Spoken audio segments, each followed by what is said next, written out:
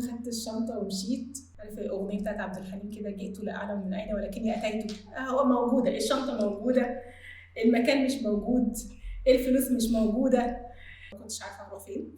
لولا ان في حد ربنا يبارك لها يعني، هي كانت بتشتغل في الدار وهي اللي ربتنا، فقالت لي تعالي اقعدي عندنا في البيت انت.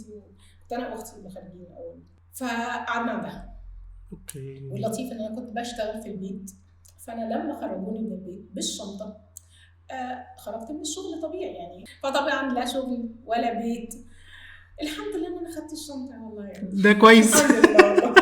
ما كنتش مستوعبه ابدا ابدا اي حاجه بتحصل خالص. جينا بقى بالليل خالص واحنا بقى يعني نايمين، بدات بقى استوعب ان انا في كارثه، ان فعلا حقيقي مش معايا شغل. وخرجت من الدار فعلا، وانا بقيت فعلا في الشارع يعتبر.